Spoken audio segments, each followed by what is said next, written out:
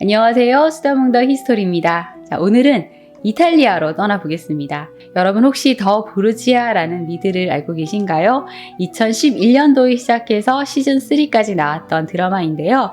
이 15세기 르네상스 시대 이탈리아 바티칸을 뒤흔들었던 보르지아 가문의 이야기를 담고 있는 실제 역사를 기반으로 만든 팩션 드라마입니다.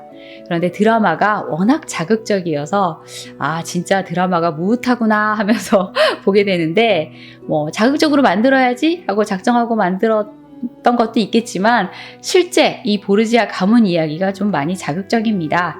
돈과 권력을 사랑한 부정부패의 아이콘이자 피해 사륙이 난무하고 음란한 그런 이야기가 펼쳐지는 거죠. 이 파란만장한 이야기의 주인공 보르지아 가문 이야기를 하려고 하는데요. 인물을 좀 달리해서 3부로 나누어 진행하도록 하겠습니다.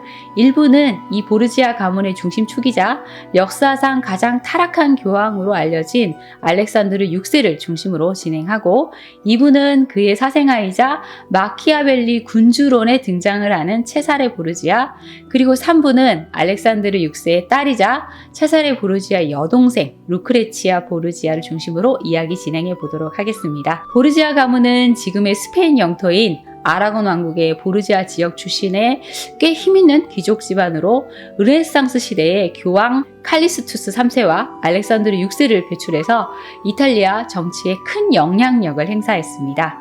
보르지아 가문은 스페인 북동부 아라곤의 거칠고 험한 시골 지역에서 시작됩니다. 보르지아 가문이 두각을 나타낸 것은 13세기 전반인데요. 아라곤의 국왕 하이메 1세가 무어인들로부터 발렌시아를 탈환하는 원정에 보르지아 가문의 기사 8명이 함께하면서 정복의 기사들이라는 별칭을 얻게 됩니다. 그중 한 명이었던 에스테반 보르지아는 발렌시아의 하티마와 간디아를 비롯한 몇몇 지방 도시를 하사받았고 그곳에 정착을 해서 보르지아 가문이 시작되게 됩니다. 황소를 자신의 문장으로 사용하고 있는 이 보르지아 가문은 발렌시아의 주요 가문이 되어서 이 200년 동안 지방 귀족으로 살게 됩니다. 자, 그러다가 알폰소 보르지아가 1444년 발렌시아의 교구장이 되면서 이탈리아의 로마로 진출하게 되었고 1455년 알폰소가 교황 칼리스투스 3세가 되면서 로마의 지배 세력으로 자리 잡게 됩니다.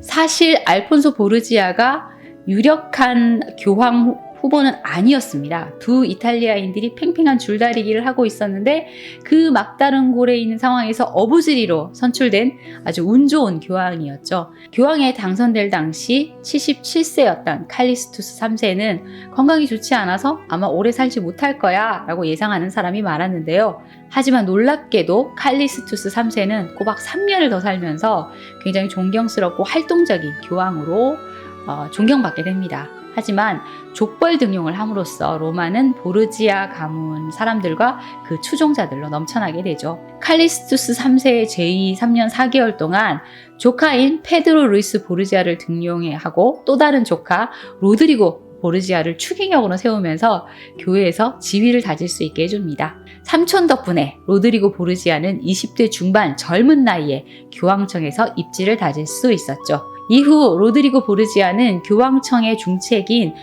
상서원 부원장에 취임합니다. 그리고 약 30년 동안 총 5명의 교황을 섬겼는데 그 과정에서 여러 도시에 대한 통치권을 부여받게 되었고 엄청난 성직록을 손에 넣고 막대한 부를 쌓고 또 엄청난 권력을 행사하게 됩니다. 1458년 8월 칼리스투스 3세가 임종을 하자 로마 사람들은 이제 교황도 죽었으니 교황의 젊은 두 조카와 그를 따르는 추종자들을 제거해야 된다라는 얘기를 했는데 페드로 루이스 보르지아는 이 이야기를 듣고 무서워서 도망을 쳤고 이후 열병으로 사망을 합니다. 하지만 로드리고 보르지아는 마지막 날까지 삼촌을 보살폈고 결국 생존자가 되었죠. 다음 교황을 선출하는 콘클라베에서 캐스팅보드를 쥐게 된 로드리고는 시에나 추기경을 선택한다는 한마디로 결국 차기 교황 비오 2세의 총애를 받게 됩니다.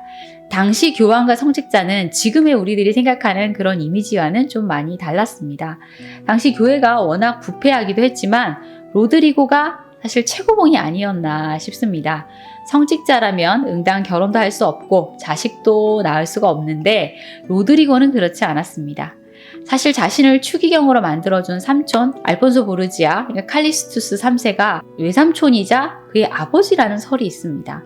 알폰소가 그의 여동생 이사벨 데 보르지아와 근친을 해서 로드리고가 태어났다는 것이죠. 하지만 공식적인 아버지는 따로 있습니다.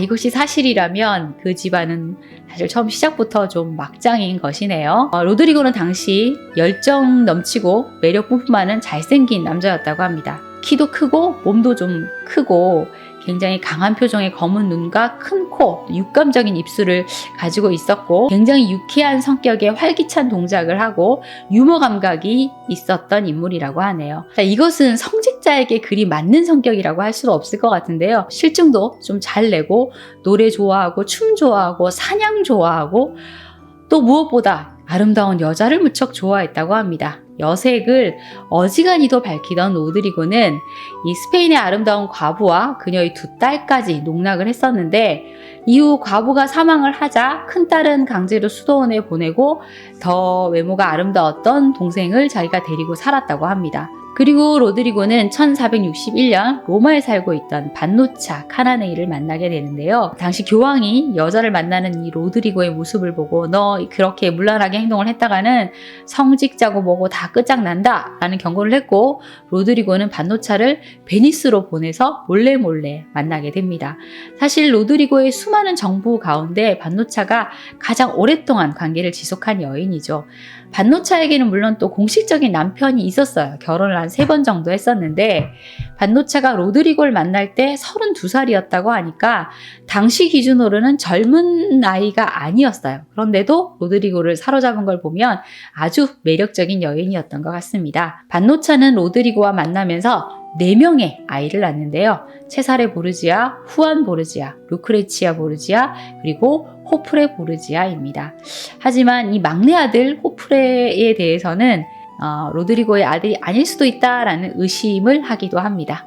로드리고는 성직자 신분이었기 때문에 이 4명의 아이들을 공식적으로 자신의 아이다 라고 말할 수는 없지만 사실 이 로마의 대부분의 사람들은 그 아이들이 누구의 아이들인지 다 알고 있었고 로드리고 역시 자신의 아이들을 위해서 후원을 아끼지 않았으며 온갖 영광을 안겨다 줍니다. 로드리고가 인정한 사생아만 최소 8명이 있고 또 인정받지 못한 사생아가 더 있었어요. 자, 그런데도 로드리고는 로마 대중에게 큰 인기를 얻고 있었다고 합니다. 당시는 이런 세속적인 삶이 그렇게 엄청난 지탄의 대상도 아니었고 또 대외적으로 포장을 잘했기 때문에 큰 문제가 없었던 것이죠. 그리고 또 로드리고를 여자 밝히는 호색한이다 라고 가볍게만 볼 수 없는 게 다방면에 굉장히 뛰어난 지식과 또 판단력을 가지고 있었어요. 업무 처리 능력이 굉장히 뛰어났고 또 인간적으로도 굉장히 매력 있는 모습을 보였고 또 다른 사람들 앞에서는 굉장히 위험 있는 태도를 보이는 것으로 유명했다고 합니다. 로드리고는 장기적인 계획을 세워서 차근차근 위로 올라가고 있었는데요. 돈과 권력에 이르는 방법을 굉장히 영리하게 꿰뚫어 볼 줄 아는 사람이어서 이후 꼭 이 교황의 자리를 차지해서 자신의 야망을 실현하고자 했죠. 교황 인노켄티우스 8세가 1492년에 사망을 하고 교회의 추기경들은 또 후계자 선출을 하기 위해 이제 모이게 됩니다. 이제 콘클라베가 시작된 것인데요. 로드리고는 사실 이 스페인 혈통이라는 것이 굉장히 좀 불리했어요. 그리고 로드리고의 숙적 줄리아노 델로 로베로는 자신이 교황이 되기보다는 자신에게 빚이 있는 후보인 포르투갈의 콘스타나 베네치아의 제노를 당선시켜서 로드리고를 저지하려고 했었죠. 콘클라베는 5일 동안 진행이 되는데 로드리고의 궁전에서 아스카니오의 궁전으로 은을 계속 실어 나르는 노새를 봤다라는 기록이 있는 걸로 봐서 이 로드리고의 물밑 작업이 상당히 있었던 것으로 보입니다. 결국 콘클라베는 로드리고의 승리로 끝이 납니다. 이 22명의 추기경의 지지를 받은 로드리고는 1492년 8월 교황 알렉산드로 6세가 됩니다. 로드리고가 교황이 될 수 있었던 것은 막대한 재산을 팔아서 추기경들을 매수했다는 그런 후문이 있었는데 물론 입증된 바는 없습니다. 자, 이제 교황이 되었으니까 알렉산드르 6세라고 부르도록 하겠습니다. 알렉산드르 6세는 교황이 된 후 사실 많은 돈을 썼기 때문에 그 재산을 또 채우기 위해서 기상천외한 방법으로 재산을 모읍니다. 당시는 하루에 평균 14건의 살인사건이 일어났었는데 이 살인범들을 사형에 처하지 않는 조건으로 그들에게 뇌물을 받습니다. 그리고 또 당연한 듯이 성직과 성물을 매매했고요. 추기경과 자신을 반대하는 자들을 도구로 암살하고 재산을 뺏기도 했다고 합니다. 그리고 돈을 받고 근친상간을 눈감아 주기도 했죠.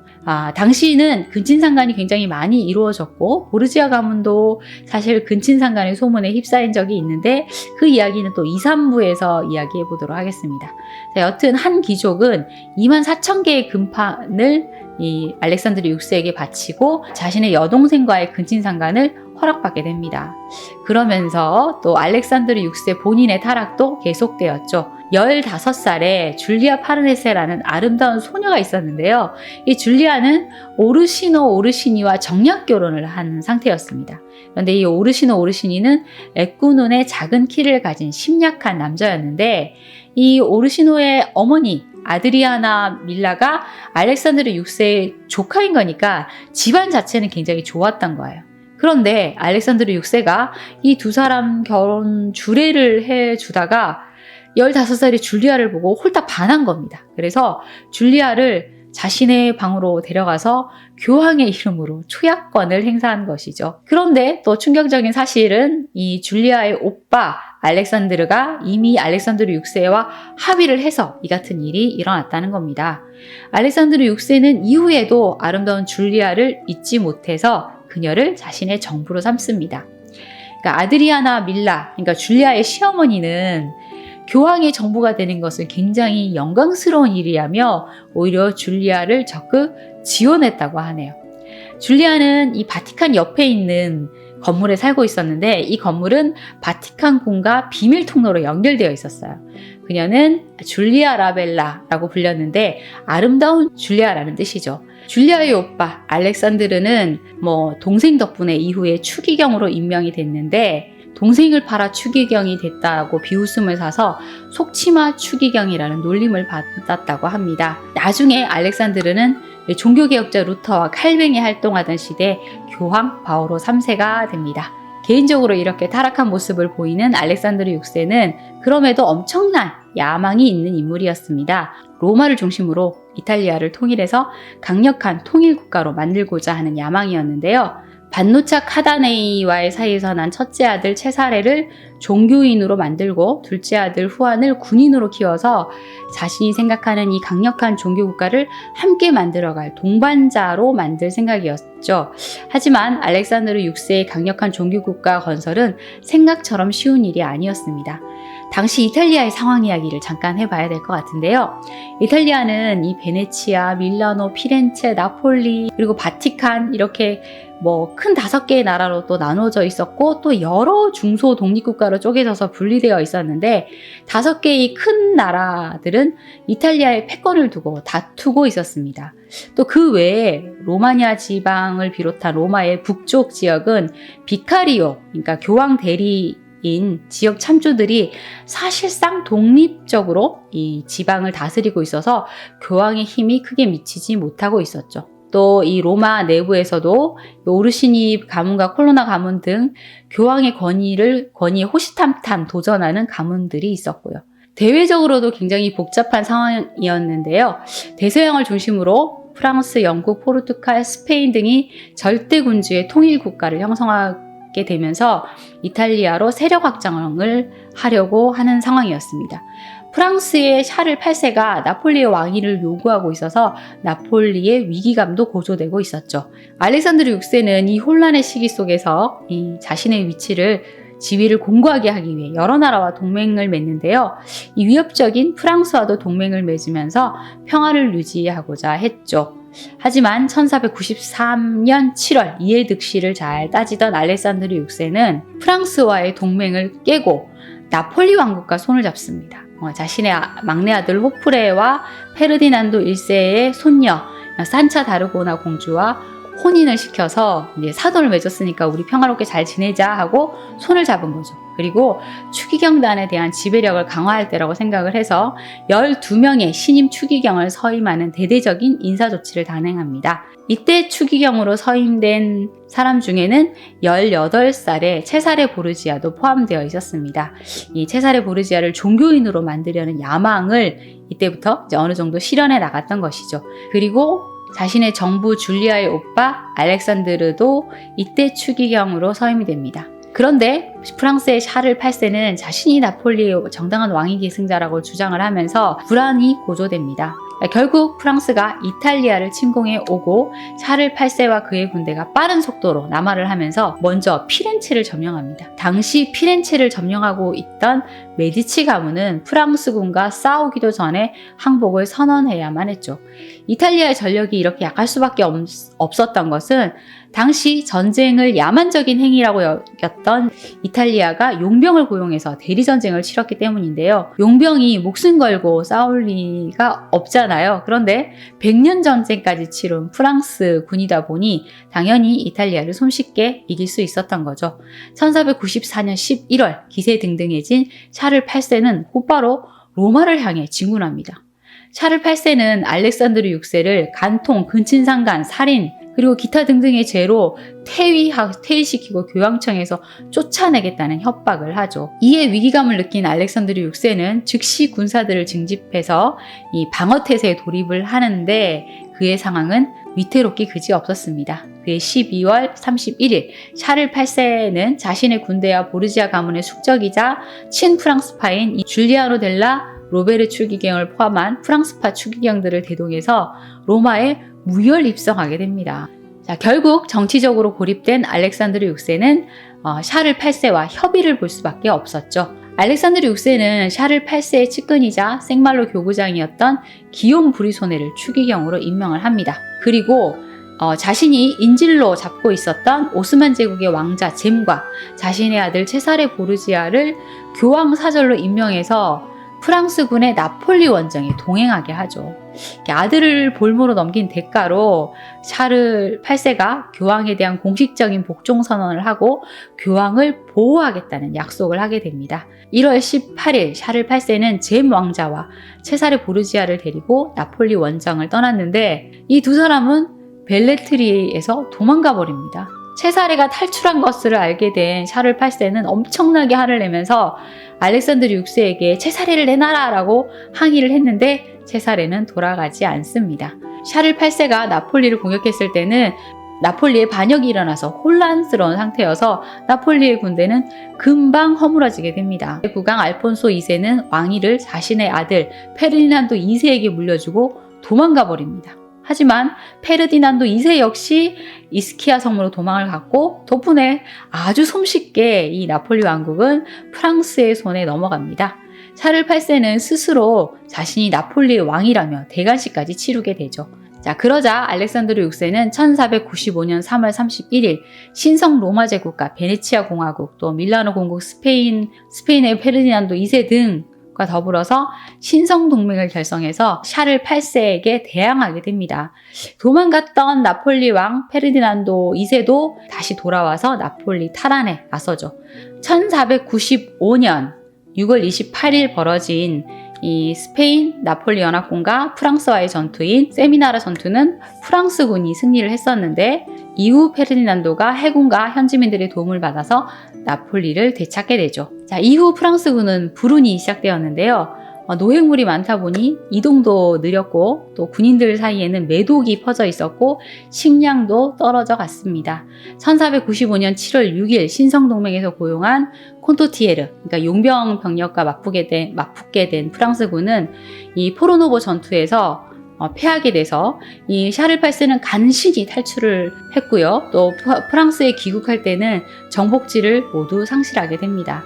알렉산드르 6세는 이렇게 위기 하나를 넘기게 된 것이죠. 알렉산드르 6세를 괴롭힌 이탈리아 내부의 문제인 사보나놀라도 있는데요.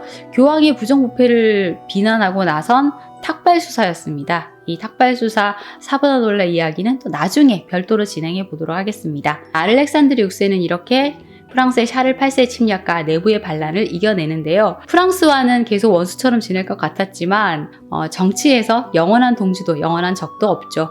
샤를 8세를 이어 프랑스의 왕이 된 루이 12세는 잔과 이혼을 하고 샤를 8세의 왕비였던 앤과 재혼을 하고자 하는데, 알렉산드르 6세는 이 루이 12세와 우호적인 관계를 가지고자 했기 때문에 이 이혼과 결혼을 승인해 줍니다. 그리고 1499년 프랑스와 동맹을 맺죠. 세사르 보르지아는 1498년 추기경직을 포기하고 한속해서 동생 후안이 맡았던 교회군 총사령관 자리를 맡게 됩니다.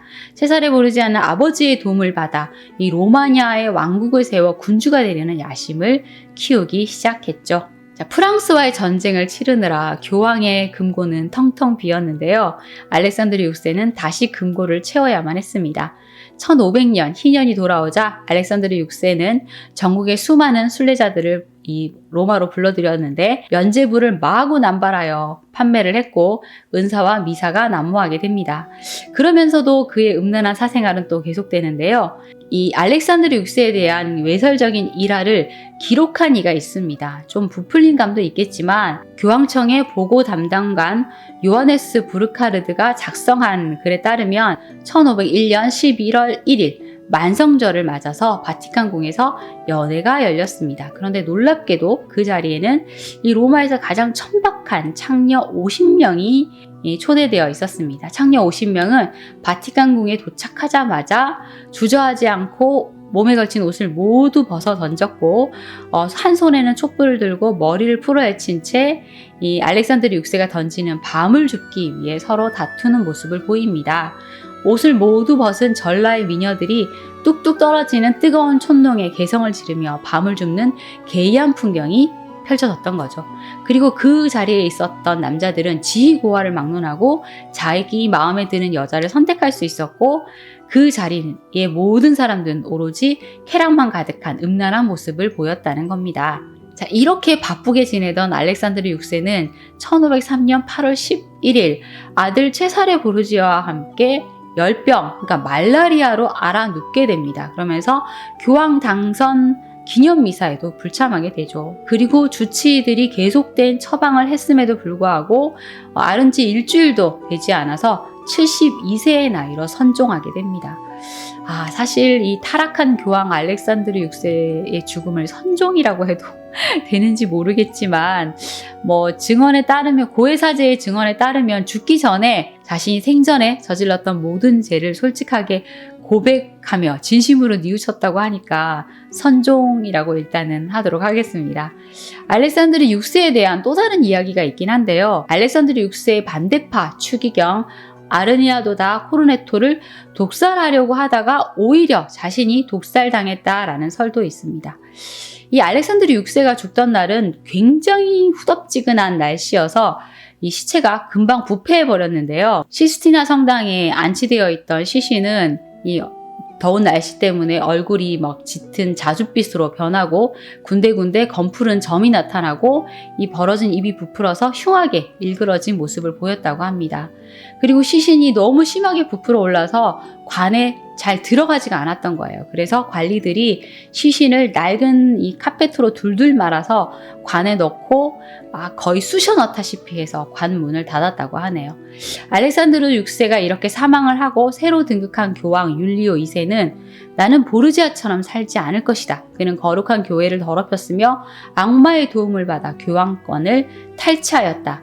앞으로 누구든 보르지아에 대해 두 번 다시 언급하거나 생각하는 것을 금지하며 이를 어길 시는 파문하겠다. 그리고 보르지아 일족의 모든 무덤 뚜껑을 열어 그들의 시신을 당장 스페인으로 돌려보내야 한다라는 말을 합니다. 사실 알렉산드르 6세에 대한 긍정적인 평가가 전혀 없는 것은 아니지만 그의 이 문란한 사생활에 대해서는 변명의 여지가 없지 않나 싶습니다. 보르지아 가문 이야기는 알렉산드르 6세의 아들 체사레 보르지아 이야기로 이어가 보도록 하겠습니다.